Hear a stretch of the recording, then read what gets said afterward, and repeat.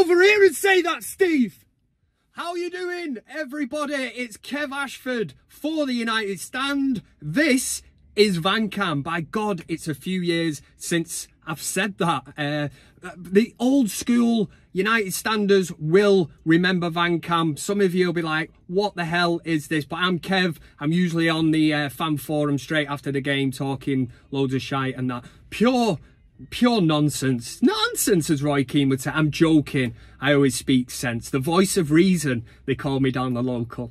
No, they don't. Anyway, obviously, we've got loads to discuss regarding Manchester United. We're always in the news, man. I mean, if it isn't the kits fitting us, you know, the socks being too tight and all that, you know, we're trying to use that as an excuse. I mean, that's really how bad Manchester United are at the minute. And let's not beat around the bush. I'm not being reactionary. You know what I mean? Doing it for the old clicks and all that. You know, let's just say United is shit and that'll get a reaction. Doesn't even get a reaction anymore. That's how poor we have been this season. And the sad fact of how many games have we played? We're like 10, 11 games into a Premier League season. We have not seen 90 minutes of good football. You know, even the teams we've struggled against, you know, Wolves on the opening day, you put that down to it being the first day, we've got the job done and that, but we've struggled against teams that in the past we would have made light work of, the likes of Burnley and Sheffield United. You know, we've struggled. Crystal Palace beat us,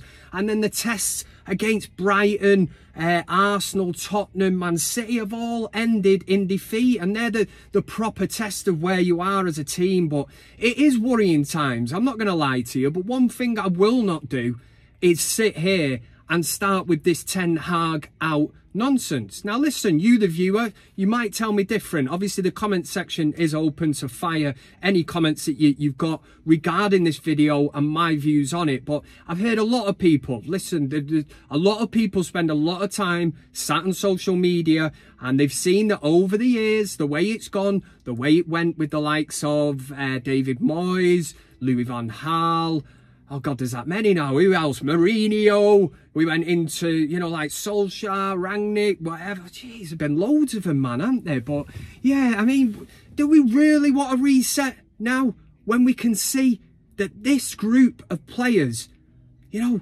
this is a running theme at Manchester United. And it seems that getting rid of the manager is making absolutely no difference at all. Because the shit filters down from the top, and at the risk of sounding like Gary Neville, and before anybody even starts and says, Kev, you look a bit like Gary Neville, you know what I mean? If you want, I've got Roy Keane and Yap Stan waiting here for you if you want one of these bad boys. Sorry, but you know what I'm saying. You know, Gary Neville, it seems that any time United get beat, you know, he blames the Glazers. If Gary Neville was on his bike, you know, cycling down the River Irwell in Salford, and he ran over a stick and fell off his bike, he'd get up and say, it's the Glazers' fault that. You know, I don't want it to become that. The Glazers Out campaign has been active since the day these morons, parasites, took over at Manchester United. So that will not change. But the thing that is being identified now is that we're looking at these groups of players and they do not like being, you know, coached. You know, they don't like running. Basically what they're getting paid like 300 odd grand a week or whatever it is for. And you start to look at it. And the minute they start questioning, ganging up, and they want a manager out because they don't like it, it's childish, man. There is so many egos in this Manchester United dressing room. You know, it's a far cry from other teams. We have this debate on the fan forum so many times. Why are there other teams like, say, Newcastle, for instance? And I look at them and I think, no superstars, no egos, they're just playing as a team. And at the end of the day, I think it does boil down to the fact that we, as supporters, have probably built up some of these players at our club. And we believe they're actually a hell of a lot better than what they are. But at the moment at Manchester United, there is no style. There's no identity.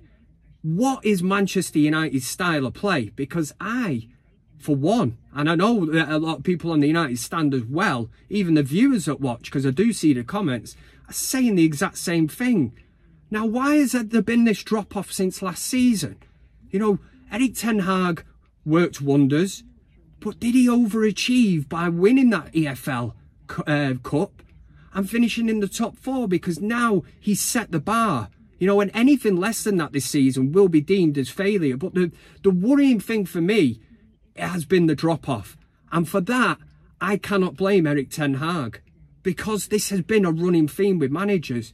We have to look at it, you know, dissect it, look at it in isolation, and you look at it and think, some of these players need to be accountable. In fact, sorry, I was going to swear. A hell of a lot of these players need to be held accountable. They need to look in the mirror and say, did I really put in a shift? You know, for instance, Manchester City absolutely schooled us 3-0. Now, I can just about take being beaten by those blue-nosed knobheads, right? What I cannot take, I can take getting beaten and being beaten by the better team. A lot of B's in there. Beaten by the better team. I can just about take that if I've seen a team that's gone out there and give it their all. And if we're simply not good enough, I can hold my hands up and I say, do you know what? We're just not good enough. But at least we give it one hell of a go. There is no fight, no passion. And for that, it's absolutely criminal. So at this moment in time, for the people that are all on this, Ten Hag, remove him, just remember the words that Ralf Rangnick said. He come out, he said, this will not be a quick fix. And this squad, this club, needs open heart surgery. There will be no quick fix. And previous managers have all alluded to the fact that the structure at Manchester United is wrong. We had it with Louis van Gaal, who said he never got his top targets. Mourinho said that finishing second with United was his biggest achievement. Pure tongue-in-cheek, you know, some people would say.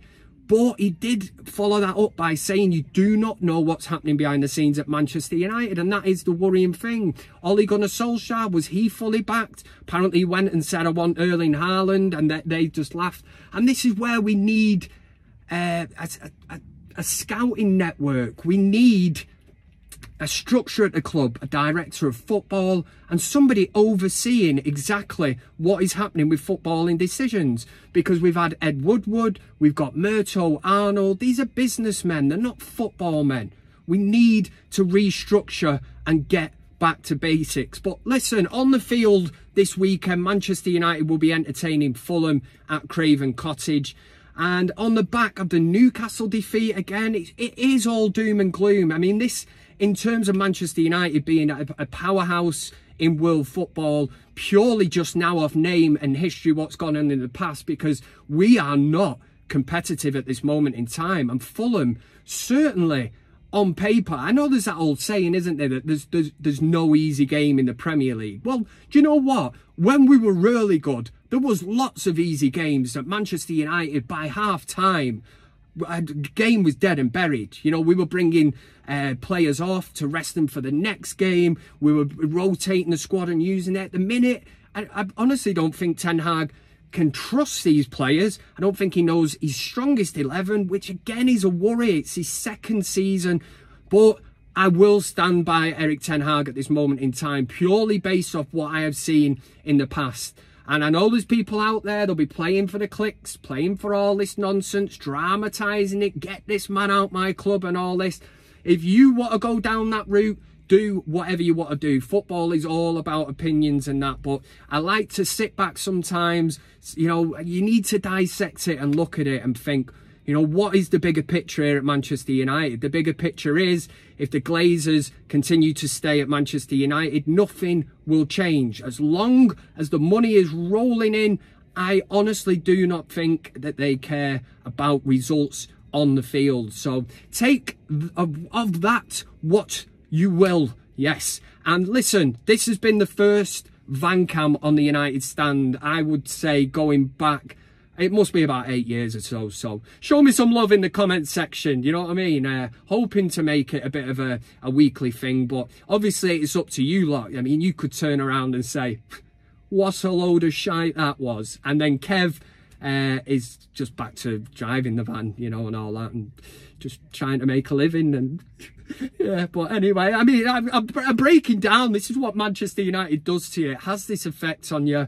When's the last time we won a game, you know? But Fulham, again, it's not going to be an easy game. Very tricky. But listen, for the weekend, Manchester United rock up at Fulham. Let's hope the boys can get a result. We're living on hope at the minute, because I would hate to predict this one. If you want to try and predict it, get in the comment section. And as always, come on, United! Woo!